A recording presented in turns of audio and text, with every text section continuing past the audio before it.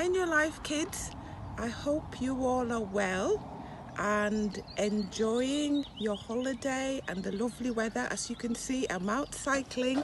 I will really looking forward to seeing you in about 3 weeks' time. It'll be nice when we're all together again. So continue to enjoy the sunshine and the nice weather. And I'm now going to hand you back over to Sylvia, and she's got a special treat for you.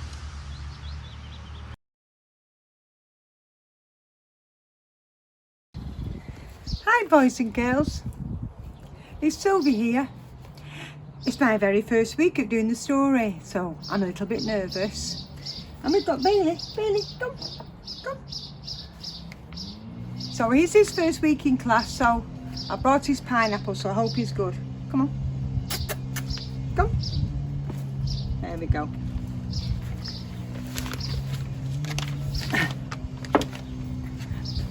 Okay, so I've been a busy bee this week.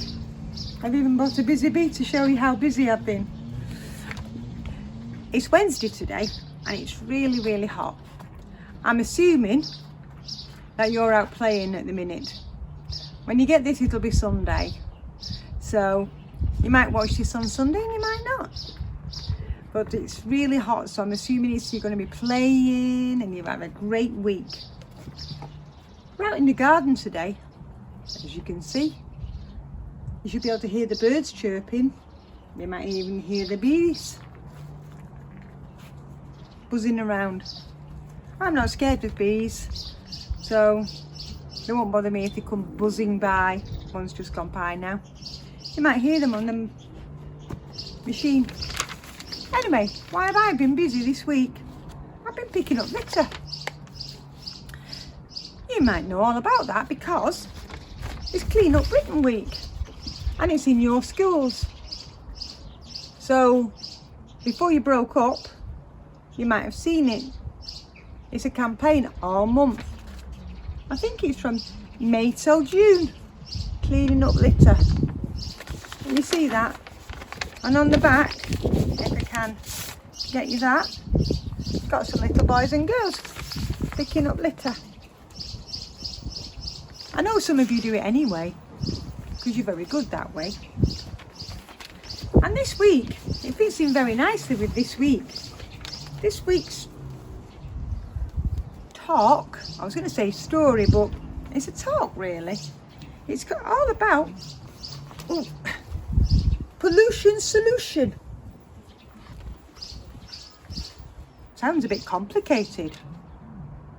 If I'm doing it, it's definitely not complicated. Pollution solution. It says pollution happens. What's pollution? Yeah, what is pollution? Pollution happens when something gets dumped into the environment, which is where we live, that doesn't belong. There's different kinds of pollution in the world, but there's three main kinds. Do we know what those are? Air, water, and land pollution.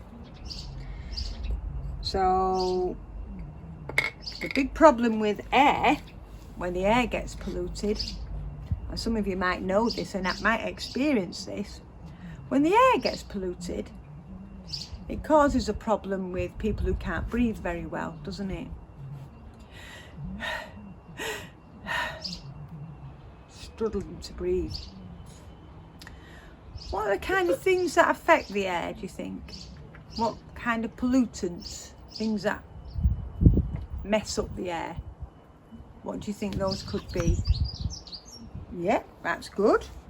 Aeroplanes. There've been a lot of aeroplanes recently. You normally can hear them going over where I live. In fact, you can normally hear them and see them because Manchester Airport's just there and they fly right across. But there is none at the minute. Quite nice, because all that fuel and all that diesel, whatever it is that they have, it it has to come out, doesn't it?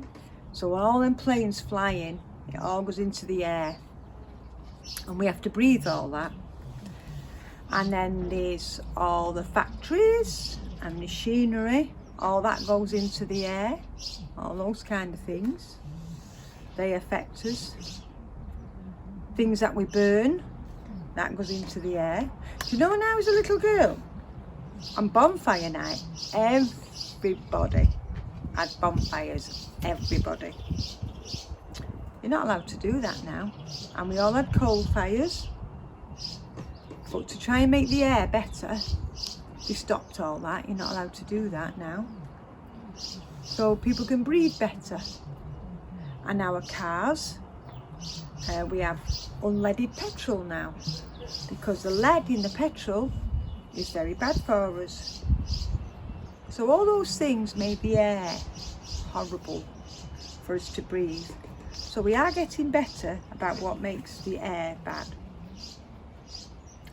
What makes things in the water bad, do you think? What pollutes water? And not just like the streams that get polluted, the oceans get polluted, and the seas get polluted. How do they get polluted, do you think? Yeah, plastic, papers. When we go to the seaside, what do? We sometimes drop our litter on the beach. That goes in. Yeah, big oil tankers go out to sea, don't they? And they have spillages. Yeah, fishermen go out, they drop the nets so they don't bring them back in. That goes into the ocean. That's good. So lots of things go out to sea and mess things up in the sea. Lots and lots of things, don't they? Chemicals, chemical waste. Some people are not very good at getting rid of chemical waste. They go out and dump it into the ocean. All them beautiful fishes and all that nice plants in the sea, they all get ruined, don't they?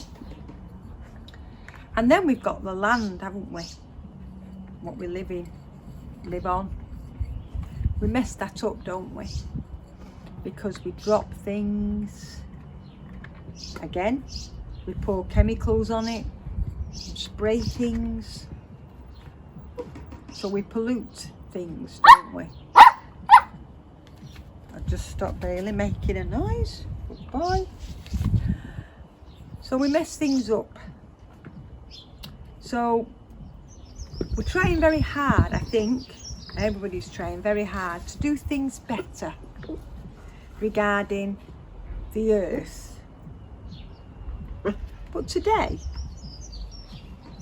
I want to talk about me and you. Because there's other ways in our hearts and the way we speak and our attitudes that we can pollute things. Did you know that? In Philippians, that's a book in the Bible. Funny name that, isn't it? Philippians. It says, do everything without complaining or arguing. Besides making sure you do that because of your heart and having the right attitude, do you know why? Another reason why you should do that. Have you ever gone into a room and, well, first of all, have you ever gone into a room and it's, no one is speaking, but it's really lovely and it makes you feel happy when you go into the room and you think, oh, this is nice. That's called a happy atmosphere. You want to be there. It feels really nice.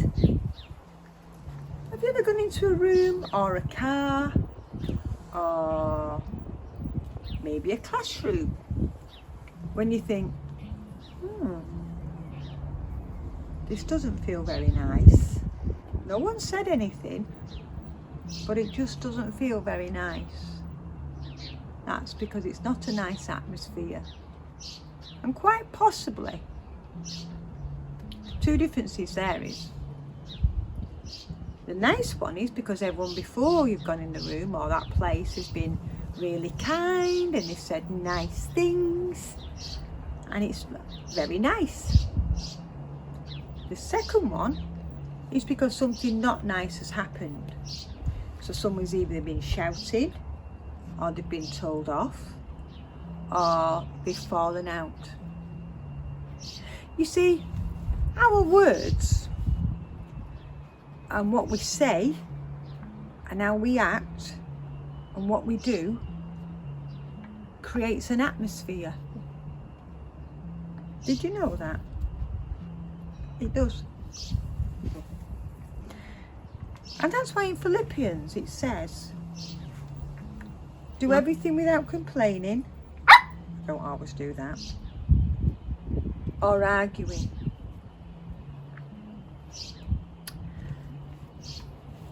We can't always do things without complaining. But we can possibly do everything without arguing. Do you understand the difference? Shall I explain that to you? So if somebody said to you, can you tidy up? Can you pick up those socks and those shoes and put them away? And you went, no, I don't want to. I don't want to really do that. I don't think it's fair. And then someone said, I know you don't, but I really would like you to do that, please. So you've complained, but then you thought, oh, all right, then I will. You probably shouldn't have done it without complaining, but okay, you've complained. But you've done it.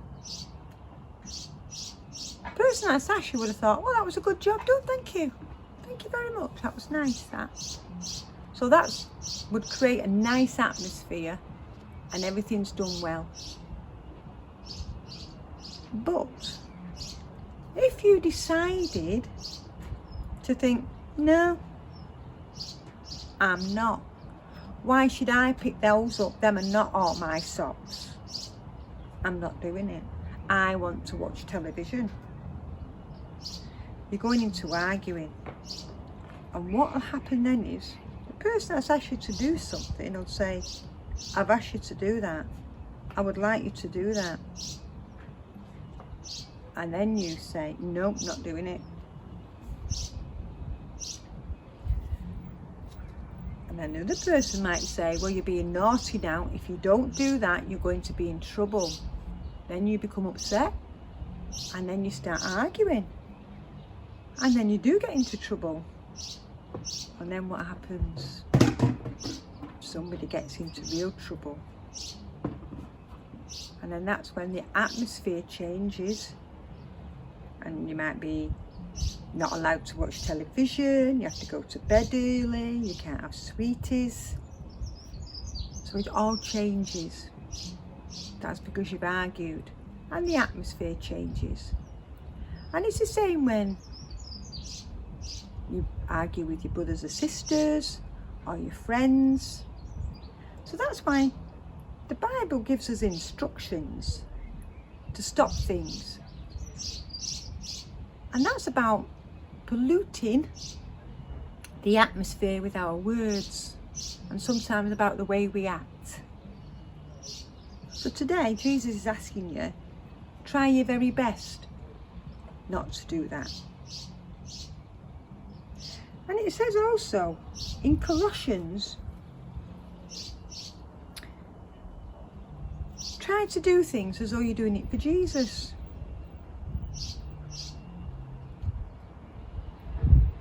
Try not to get angry. Try not to go around having a dicky fit and a tantrum. Try not to go around grumbling and moaning all the time, because that's creating an atmosphere. So somebody could be really happy over here, playing a nice game, but because you're grumbling and moaning over there, you're spoiling everything for everybody. Has anybody said that to you?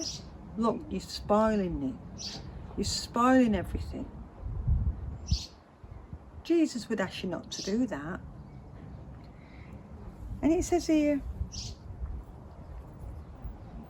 do for others as though you're doing it for Jesus. And sometimes we do feel a bit lazy and we don't want to do things. But we have to just take a deep breath and think, okay, it is sometimes quicker to do the job you've been asked to do than have all that trouble and cause all that horrible atmosphere. And also, it's nice to be a peacemaker. Do you know what one of those is? So if somebody else is starting to cause a bad atmosphere, maybe you could go up to them and say, don't do that. Choose to cause a good atmosphere. I'll help you. And why don't you help them to pick up something and to do it the right way and be a good example like Jesus was? Because quite often Jesus did it with us and showed us how to do things. So I sometimes get it wrong, and I think sometimes I don't cause the best atmosphere, and I have to say I'm sorry. So let's just pray, and then after we've prayed, I've got a really good thing for you to do. You'll find it funny. So remember, above all else, be kind. Be kind. Do you get it? Be kind. Huh? So let's pray. Dear Jesus, thank you for helping us be our best. Help me not to grumble, not to complain, but to do my best. Help me to make everything a better atmosphere. Amen. Now then,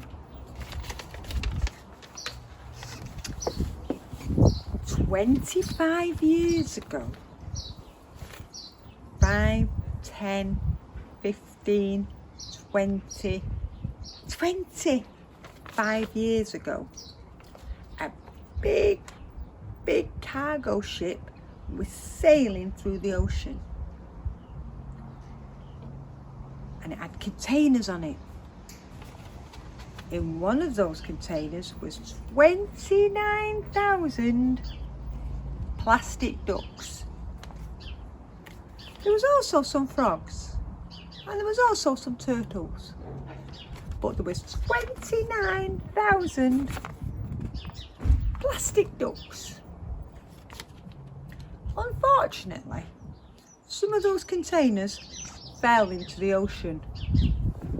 I know, and they polluted the ocean floor. Unfortunately, for one of those, or more than one, but one of those containers burst open. Has anybody ever seen a plastic duck in the bath? I used to have some plastic ducks, but I couldn't show you, I haven't got them now. They pop up, they float on the water. 29,000 plastic ducks went to the bottom of the ocean, and then 29,000 plastic ducks floated to the top of the ocean 25 years ago. Do you know what's amazing? They are still being found on beaches today. You can go on the internet, get someone to help you, unless you're really clever and can do it yourself. I'll go on YouTube, there's some videos, and you can learn all about these little plastic ducks. So if you're ever at the seaside, or sometimes you might be near a river, and you'll find maybe a plastic duck, and you have keep them because they have travelled all the way around the world. They've been found in China, they've been found in Australia, they've been found in Russia, and have I said Alaska? So it's an amazing story. So one thing is, it's all about pollution, which is sad, but they are still trying to find all these plastic ducks 25 years later, and they're trying to count them all. Now, I was in London once, and I'll try and put the photograph on for you, and there was a giant plastic duck floating down the Thames. So every once in a while you could be somewhere and you'll see this big giant plastic duck, and that's every so many years places do it to remind people about these plastic ducks, and it's just a bit of fun, but it's to remind people to keep looking out for the ducks. So I will put that photograph on for you so you can see I'm not making it up. I was in London and I saw this big plastic duck floating down the Thames, and I thought, what's that about? So I looked it up. So if ever you're anywhere and you see a huge plastic duck, you'll know what it is all about. So go and have a look for that story. It's really interesting. This story, Duck Overboard, is a man who wrote a book about it, but he's a scientist and it's ever so complicated. But there's some little videos there for you to go and have a look. So that's one story about pollution. These big cargo ships, they're always dropping things in the ocean. But this is a funny story. So take care, have a great week, see you soon, bye.